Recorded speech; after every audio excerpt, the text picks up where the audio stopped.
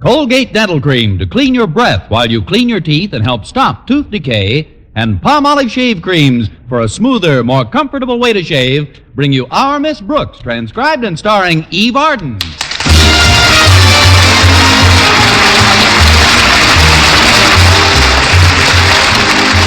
It's time once again for another comedy episode of Our Miss Brooks, under the direction of Al Lewis. Well, many people enjoy the brisk, snappy weather of the winter season. But our Miss Brooks, who teaches English at Madison High School, is definitely anti-cold. In fact, at the last count, she was sleeping beneath 11 woolen blankets. I kept warm enough that way, but it posed quite a problem for my landlady. Yesterday, when she came in to wake me up, she couldn't find me. We solved that, though. Now when I go to bed, I slip a bookmark under the bottom blanket. Last Friday at breakfast, I was complaining to Mrs. Davis about the temperature in the house. Now take this, dear. A nice steaming cup of coffee will warm you up in no time. Is it really hot? Piping hot. Here's your cup. Never mind the cup. Just pour it over me. Look, Mrs. Davis, the days aren't so bad, but last night at 11:30, my room was absolutely freezing. You could hang meat in there.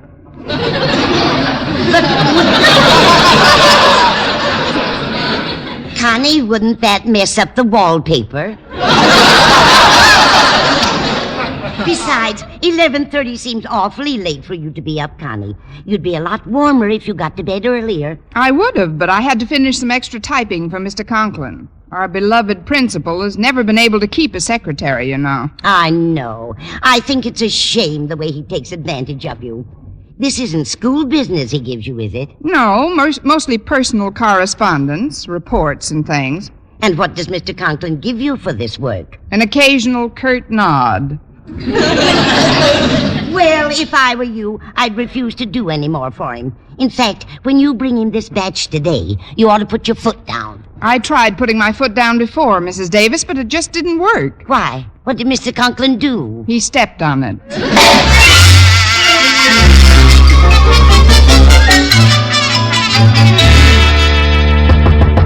Come in. Good morning, Mr. Conklin. I brought in those papers you had me type last night. Just put them on my desk, please. What did you say?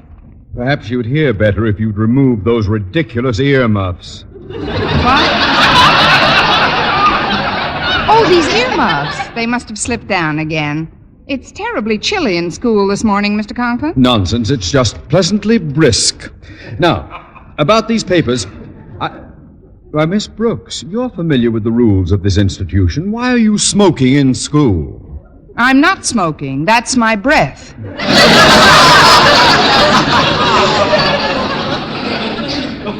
Your breath? Yes, condensing in the pleasantly brisk air. Mr. Conklin, are you sure there's enough coal in the furnace this morning? Well, of course. The janitor has been authorized to burn 37 lumps before noon. But, sir, this is going to be an exceptionally cold day, and 37 lumps of coal just won't get the job done. Perhaps you're right. I'll contact the furnace room. Hand me the phone, please. Here you are, sir. Sure. Osgood Conklin to maintenance. Osgood Conklin to maintenance. Fire lumps 38 and 39.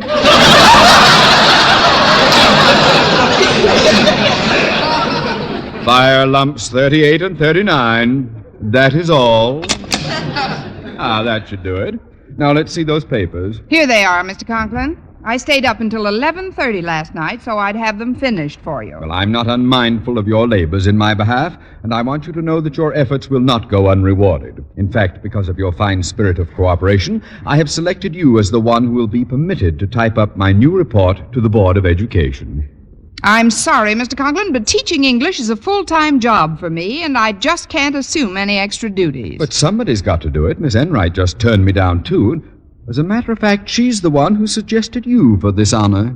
Oh, she did she? Well, let me tell you... You shouldn't speak harshly of your fellow English teacher, Miss Brooks. After all, Miss Enright is quite fond of you. Fond of me? Oh, she must be to pass such a nice compliment about you this morning. She said she considered you one of her oldest friends. She did? And then she said she likes you as well as some of her younger friends. Well, I can't force you to perform this trifling task for me, so you might as well run along to your classroom. Yes, sir, but as far as Miss Enright is concerned, I would like Careful, Miss Brooks. You're speaking of a teacher who may soon be head of the English department. What? The position is still open, you know, and for months now I've been grooming Miss Enright. Good. That should make her coat nice and shiny. Miss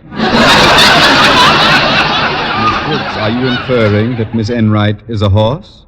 If the shoe fits, nail it on her.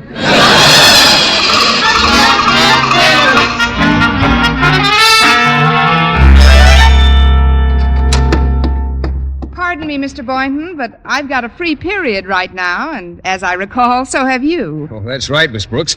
Is there anything I can do for you? I'd love to. That is, the real reason I dropped in here was to get away from my own classroom for a while.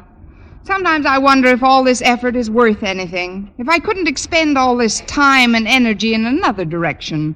Say, making a pleasant home for some man, the way any normal woman does. Well, you're certainly normal, Miss Brooks. Your muscular structure's good. You have a well-shaped skull. Good sound bones. And judging from your complexion, I should say your systolic circulatory system is A1.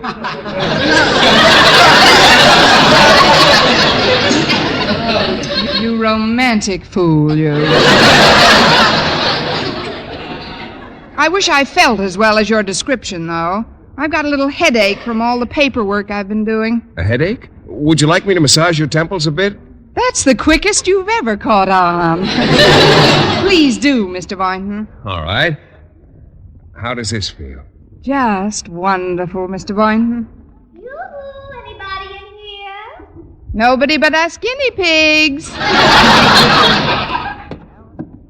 Well, it's Miss Enright. Miss Brooks has a little headache. I'm just massaging her temples. Oh, how humane of you. Oh, there you go with your jokes, Miss Enright. You're just loads of fun. Don't you think so, Miss Brooks? She's the biggest load I've ever seen.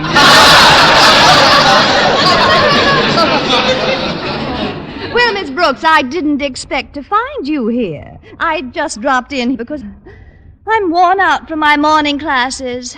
Sometimes I just don't know where I get the fuel to keep running. If you didn't race your engine so much, your tank wouldn't get so low.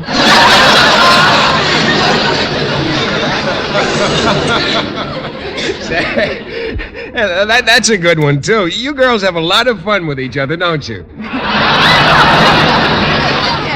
Yes, we do enjoy our little fencing matches. When we're not too tuckered out from our work, that is.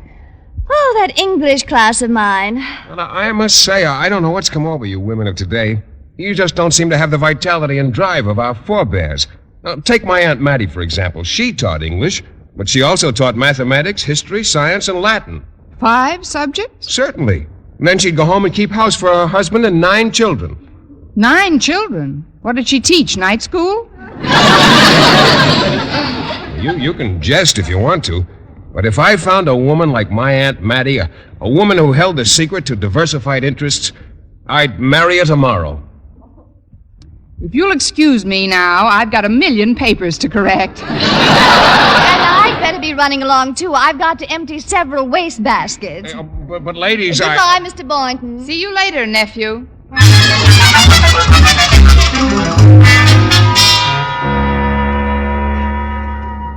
What is it you wanted to see me about, Miss Brooks? It's my work here at school, Mr. Conklin. I was wondering if you could give me another subject or two to teach. Miss Brooks, have you been sniffing too much eraser dust? No, sir. It's just that I'd like to diversify my interests. Another class would be a labor of love. Pardon me, Mr. Conklin. Hello, Miss Enright. Oh, Miss Brooks. What happened to those millions of papers you had to mark? I threw them in those wastebaskets you had to empty. I'm rather busy this morning, Miss Enright. What's on your mind? Well, Mr. Conklin, I've been thinking about my schedule here, and I've come to the conclusion that I could take on another subject. You too? But not 2 hours ago, you both complained about how rigorous your duties were. That was BAM, Mr. Conklin, before Aunt Mattie. You might consider it strange, sir, but On the contrary, and it's an extremely fortuitous coincidence.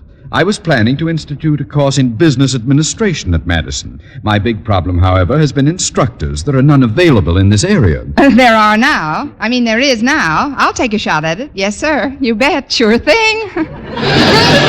Not so fast, darling. Mr. Conklin, if you're interested in a business administration course, I'd like to point out that I've got a terrific background. That you don't have to point out.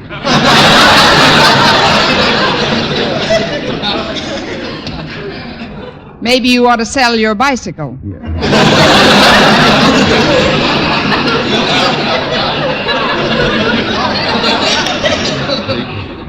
Please, Miss Brooks, please. Tell me about your experience, Miss Enright. Well, before I came to Madison High as an English teacher, I assisted Papa in his business. Papa was the head of a big collection agency at the time. I assisted my papa, too, Miss Enright. What did he do? He spent most of his time hiding from your papa. Please, Mr. Conklin, I'll admit I'm not overly familiar with the principles of business administration, but I'll study it thoroughly in the next few days. Miss Brooks, business administration is a 3-year course. How do you propose to learn it in a few short days? I'll only take a half hour for lunch. I'm afraid you have none of the qualifications for this position, Miss Brooks. Once again, it looks like Miss Enright has the inside track. Well, all I can say is don't bet too much on her nose. It might still be a photo finish.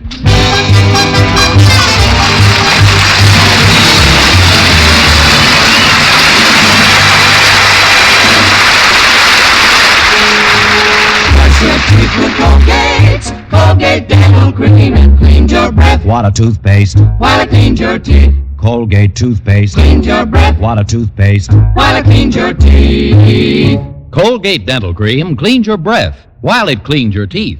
And the Colgate way stops tooth decay best. Yes, the Colgate way is the most thoroughly proved and accepted home method of oral hygiene known today. Over 2 years' research showed brushing teeth right after eating with Colgate Dental Cream helps stop more decay for more people than ever before reported in dentifrice history. The Colgate way stopped tooth decay best. No other dentifrice, ammoniated or not, offers such conclusive proof. And you should know that Colgate's, while not mentioned by name, was the only toothpaste used in the research on tooth decay recently reported in Reader's Digest. So always follow the Colgate way to clean your breath while you clean your teeth and stop tooth decay best. Brush your teeth with Colgate. Colgate dental cream, it cleans your breath. What a toothpaste. While it cleans your teeth. And the Colgate way stops tooth decay best.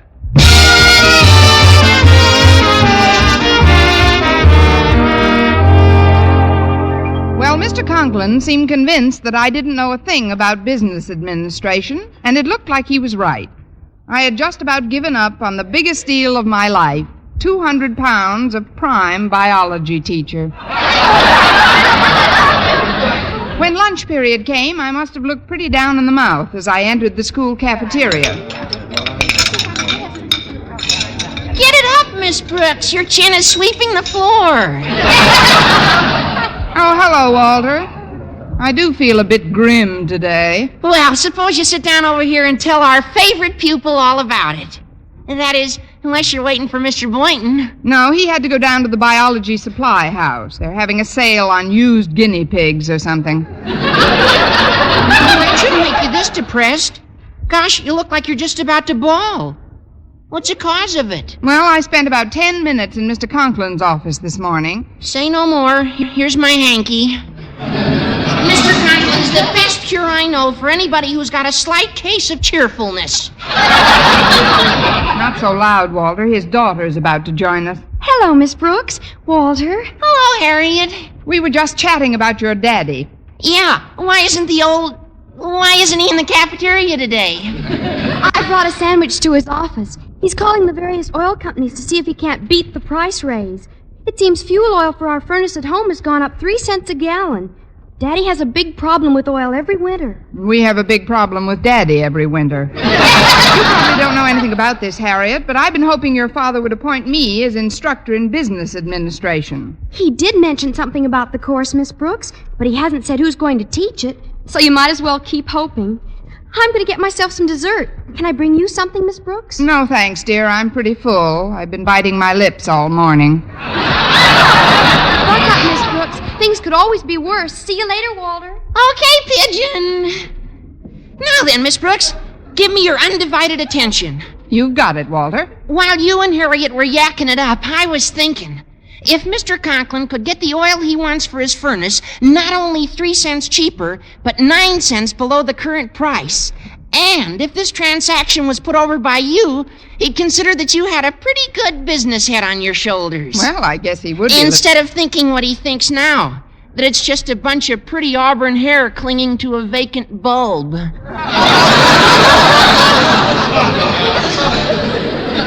Now, just a minute, Walter. Please, I'm not finished.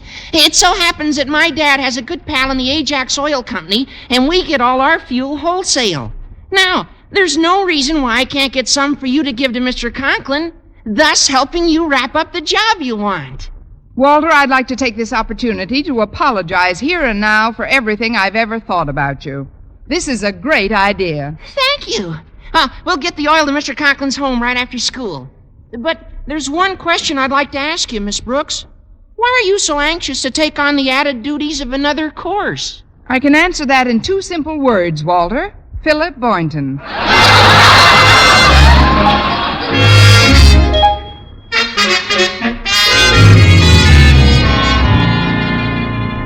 I'm glad you got home from school early today, Daddy. But why did we come down here to the basement? I wanted to show you our new furnace, Harriet. It was installed just 10 minutes ago. But what's this pink ribbon tied on it for? And what's this card on top of it? It's a little surprise for your mother. Read the card, Harriet. Let's see. It says, "To my loving wife, Martha. Happy Lincoln's birthday, darling, from your Osgood." You bought Mother a furnace for Lincoln's birthday? Nothing's too good for your mother, Harriet. Besides, it's my way of making up for Christmas. I got the feeling that your mother was not too delighted with the gift she received from me at that time. I can't understand it. It was a lovely case of club soda. But, Daddy, Mother was expecting a fur coat this winter. Then she should be doubly pleased. A furnace is even warmer than a fur coat. Especially this brand new forced air furnace. It uses gas and a blower system, and all it requires is for me to flip open a vent and presto, any room I'm in is full of hot air. No comment, Daddy.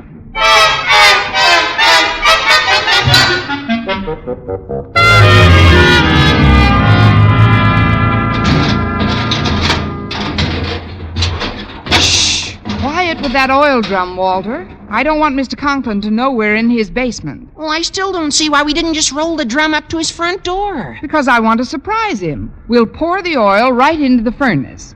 Then, when he can't understand how he's getting heat without having bought any oil, I'll flash this bill from the Ajax Company showing that I've beaten the current price by 9 cents. I get it. And then when Mr. Conklin reacts according to plan, he'll put you in charge of the business administration course. Mr. Boynton will admire your energy and diversified talents.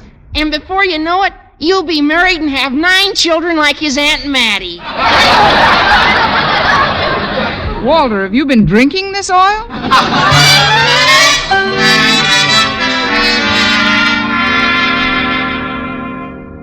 Miss Enright, your coming to my home on your own time to discuss our new business administration course has made quite an impression on me. Thank you, Mr. Conklin. But I've always been a firm believer in the old adage, don't put off until tomorrow what you can do today. My sentiments exactly. Now, if you'll just give me your coat, we'll sit down in the living room and chat for a while. Oh, I think I'll keep my coat on, Mr. Conklin. I feel a bit chilly. Oh, as you wish.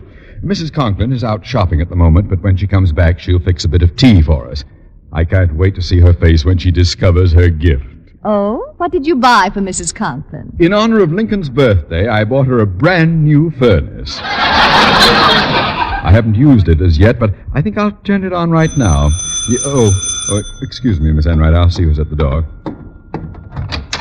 Oh, it's you, Miss Brooks. Yes, sir. I came by to discuss that new teaching job. But I've just about decided on Miss Enright for that position, Miss Brooks. Please, sir, what I have to tell you may change that decision. I'll just take a few moments of your time. Very well, then. Come in.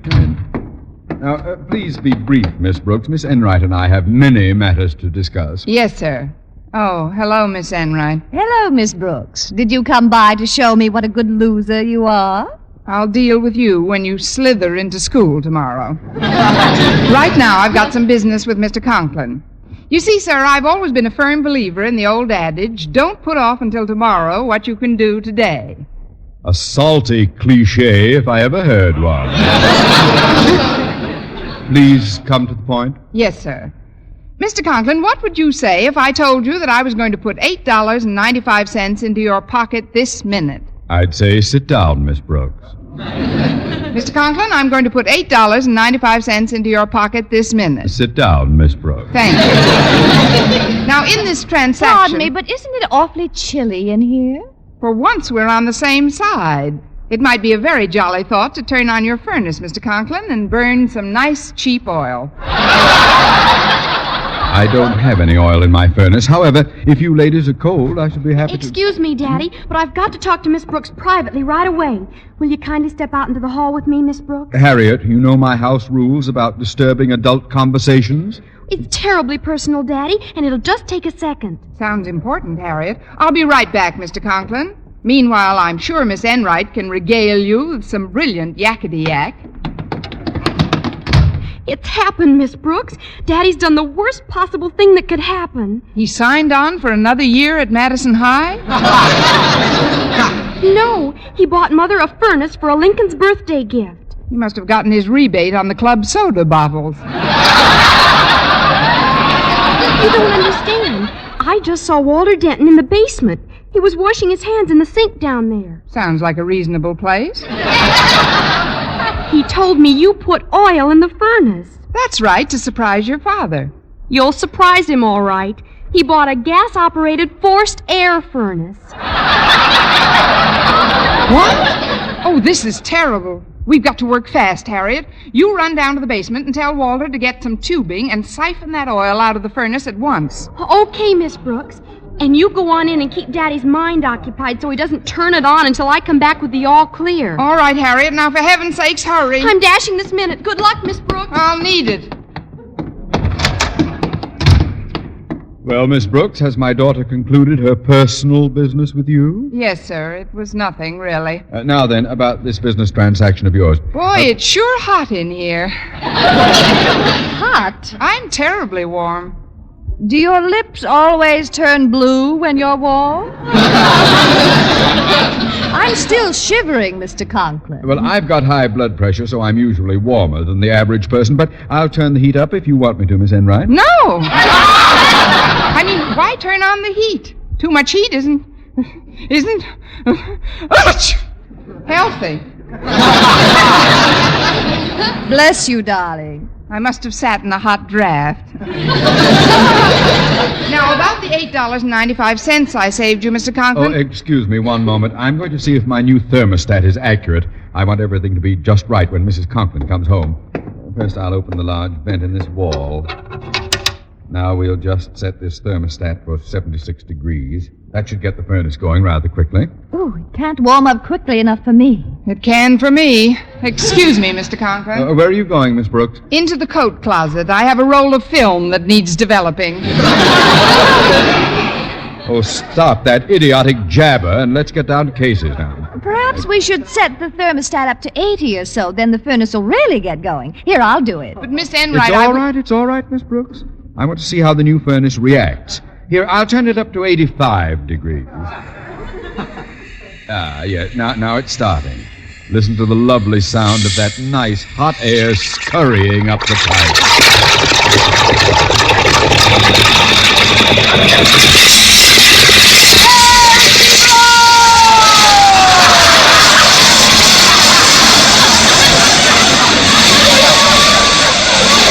It's oil! Black, dirty oil all over my furniture and rugs! Here, I'll turn it off. Oh. Oh, my suit. Oh, my dress. Oh, my neck.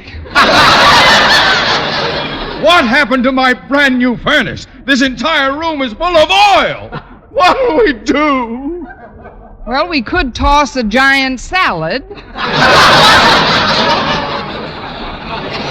I guess the only practical suggestion is to clean it up. Something must have gone wrong when I... Holy cow! What are you people doing in here? Rehearsing for a minstrel show? You guessed it, Walter. And I don't know about anybody else, but if the interlocutor will excuse me, I, for one, am going to pick up my tambourine and beat it. Eve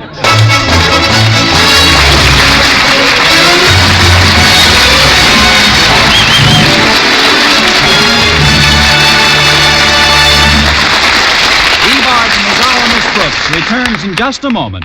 But first, Men, does your face do a slow burn every time you shave? Then it's time you heard the good news about smoother, more comfortable shaves the Palmolive shaving cream way. That's right, smoother, more comfortable shaves. and men, only Palmolive, no other shaving cream, offers you real proof, not just promises, of smoother, more comfortable shaves. For the new Palmolive shaving cream way gets beards really soft, and it provides a protective film that actually floats your razor's cutting edge. Yes, even in cold or hard water, you get a clean, close shave every time. Super smooth, super comfortable. Over 2,500 men tested Palmolive shaving creams thoroughly. They followed the simple directions on the tube, and no matter how they shaved before, 3 out of 4 reported beards easier to cut, less razor pull, more comfortable, actually smoother shaves. Get Palmolive shaving cream, lather or brushless. See if you don't get that super smooth, super comfortable, free and easy shave you've always wanted. You owe it to your face to try Palmolive lather or brushless. Remember, only Palmolive, no other shaving cream, offers you proof of smoother, more comfortable shaves. And now, once again, here is our Miss Brooks. Well, Walter Denton was just about to spill the beans to Mr. Conklin about my part in the great oil scandal when luckily I managed to catch his eye. And through some magical current that seemed to flow between us, his lips were suddenly sealed. Then I took my knuckles out of his mouth and we cleaned up the After that, Walter took me home, and when we got to the door, he said, Gosh, Miss Brooks, do you think you may still get a crack at that business administration course? I don't know about the business administration, Walter, but if he finds out about today, it's a cinch we'll both get the business. This is Vern Smith reminding you to tune in next week to another Our Miss Brooks show, brought to you by Palmolive Shave Creams for a smoother, more comfortable way to shave, and Colgate Dental Cream to clean your breath while you clean your teeth and help stop tooth decay. Our Miss Brooks, starring Eve Arden, is produced by Larry Burns, written by Al Lewis, with the music of Wilbur Hatch.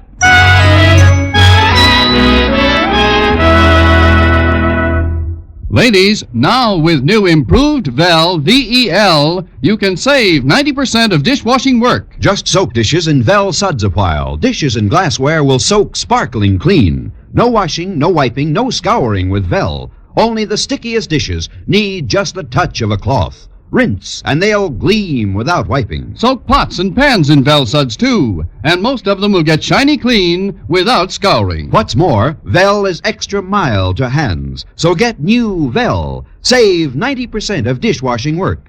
Be sure to listen to Mr. and Mrs. North every Tuesday night on this same station, and be with us again next week at this same time for another comedy episode of Our Miss Brooks. Bob Lamont speaking. This program was transcribed. Stay tuned now for Jack Benny.